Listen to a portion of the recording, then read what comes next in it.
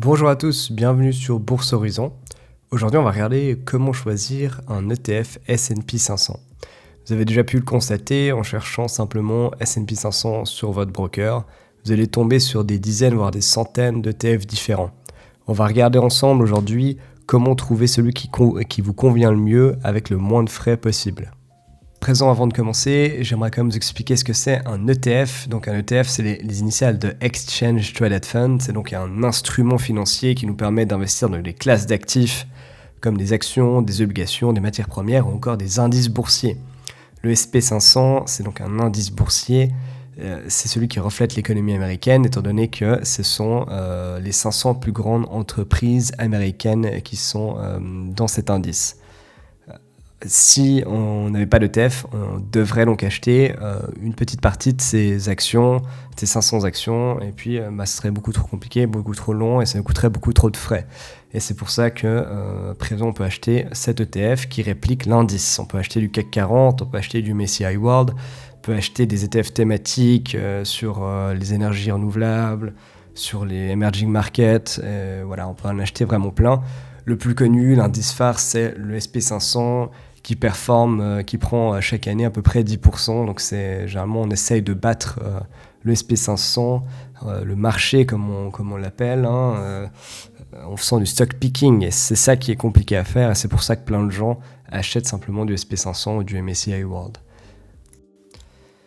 À présent, la première chose à faire, c'est de regarder déjà qui est l'émetteur de l'ETF. Donc ici, on a un screenshot de DeGiro. Ce sont les plus grands, les ETF SP500 les plus achetés sur leur application, sur leur broker. Donc on voit que le premier, c'est le Vanguard S&P 500 en dollars. On a le iShares Score S&P 500, ça c'est BlackRock. Et puis on a encore du Lyxor. Et puis pour finir, encore du Vanguard. Donc moi, je conseille d'acheter plutôt un émetteur connu comme Vanguard ou BlackRock.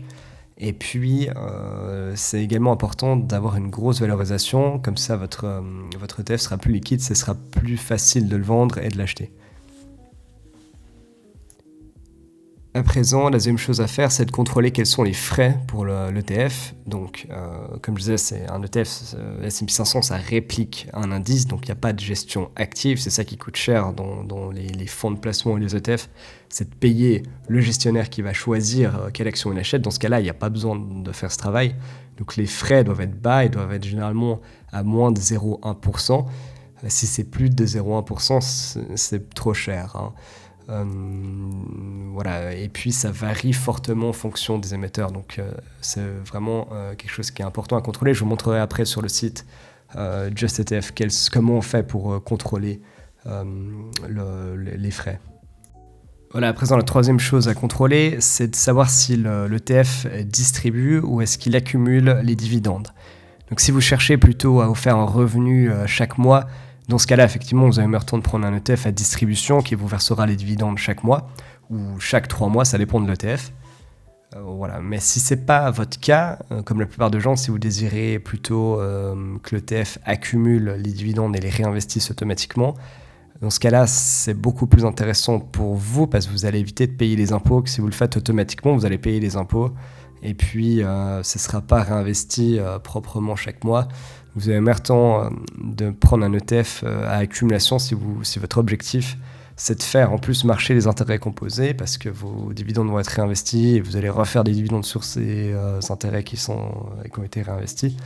Dans ce cas-là, contrôlez bien le nom de l'ETF, ça doit être marqué ACC pour accumulation ou dans le cas inverse, ce sera marqué DIST. Et vous allez pouvoir le contrôler également dans le fact sheet avec toutes les informations importantes. Je vous montrerai également sur le site après comment contrôler si c'est à distribution ou à accumulation. Le quatrième point, c'est de contrôler la devise de cotation. Donc acheter dans sa propre devise afin d'éviter des frais de change, c'est la meilleure chose à faire. Si vous êtes en France et que vous voulez un ETF éligible au PEA, vous pouvez acheter l'Amundi PEA S&P 500. Je vous ai mis le numéro ISIN si jamais. Par contre, vous voyez que là, c'est un swap. Du coup, il réplique avec des options. Il réplique donc le S&P 500. C'est pour ça qu'il y a des frais un petit peu plus élevés. Il doit être en euros également. Donc, il est à 0,15%, mais au moins, il est éligible au PEA si vous êtes résident français. C'est assez intéressant. Sinon, si, comme moi, vous habitez en Suisse, vous pouvez acheter le Vanguard S&P 500 accumulating en dollars. De toute façon, vous serez, il n'y a pas vraiment de risque de change vu que vous serez de toute façon corrélé à l'économie américaine et donc au dollar. Hein. Donc, que vous l'achetez en dollars ou en euros ou en francs suisses, ça change pas grand-chose. Et puis là, en francs suisses, je n'ai pas trouvé beaucoup d'intéressants. UBS font des très bons ETF également, mais les frais étaient un peu trop élevés pour celui-ci. Donc, dans ce cas-là, je vous conseille plutôt le Vanguard ou le iShares S&P 500 qui ont des frais de 0,07%. Donc, c'est vraiment dérisoire. Contrôler peut-être lequel a le plus de liquidité. À mon avis, ça doit être le Vanguard qui est le plus liquide. Après, ça dépend encore de votre broker si il propose l'un des deux. Parfois, c'est pas toujours le cas. Si vous utilisez Interactive Broker, vous avez les deux, mais je sais que sur DeGiro, il n'y a pas forcément tout. Voilà, pour conclure, on va faire une petite checklist ensemble. Donc, le premier point à contrôler, c'est que l'émetteur soit connu, c'est que l'ETF soit liquide, et puis que les frais soient faibles, de moins de 0,1% de préférence. Ensuite, contrôler que la réplication elle soit physique, c'est mieux qu'un swap, vous prenez moins de risques. Après, si c'est pour avoir du PEA, voilà, vous prenez un petit risque en prenant du swap, mais ça vaut la peine quand même d'avoir cette réduction fiscale pour les résidents français. Hein. Ensuite, accumulation et distribution, ça dépend de votre situation. À mon avis, il y aura plus de gens qui veulent faire du long terme, mais pas forcément tirer des revenus de cet ETF, donc prenez plutôt accumulation. Et puis, ça je l'ai déjà dit, liquidité élevée. Et puis la fiscalité, je l'ai dit aussi, mais pour les résidents français, prenez du coup un truc éligible au PA, ce sera beaucoup mieux. À présent, on se retrouve sur le site de JustETF pour voir comment chercher un ETF rapidement. Donc, ici, on a tous les ETF thématiques, donc Cloud Technology, Defense, Electric Mobility, Forestry, Low Volatility, enfin voilà. Là, vous avez tous ces ETF thématiques qui peuvent être intéressants. Enfin, je sais pas ce que je préfère, mais ça peut être intéressant pour trouver des pistes d'investissement. Toutefois, nous, c'était surtout pour un indice américain, donc le SP500 qui est juste là. Vous avez aussi d'autres indices connus. Vous avez encore les matières premières. Enfin voilà. Je vous conseille d'aller sur ce site. Je vous mettrai le lien en description. Mais bon, c'est justetf.com. Voilà. Donc, revenons à ce qui nous importe, le S&P 500.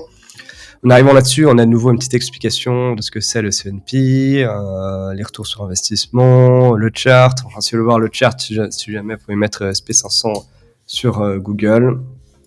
Et puis là, vous avez le chart sur 5 ans, 1 an, et puis vous l'avez également sur votre broker. Donc ici, on a les best S&P 500 ETF, les largest et puis le cheapest. Donc le best pour moi ça importe un peu moins parce que en plus c'est des swaps, donc je suis moins fan des swaps.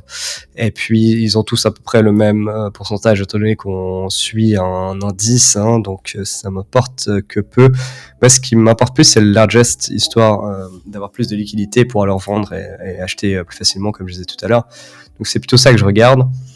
Voilà, ici, donc, maintenant, encore une fois que vous êtes sur cette page-là, vous avez les plus gros. Donc, le premier, c'est le Vanguard S&P 500, Distributing. Voilà, moi, je suis un petit peu moins fan de celui-ci. Invesco qui marche bien. iShares, donc, c'est BlackRock. Ça aussi, c'est énorme. Bon, celui-là, c'est Distributing aussi. Et puis, voilà, on a ensuite le Vanguard S&P 500.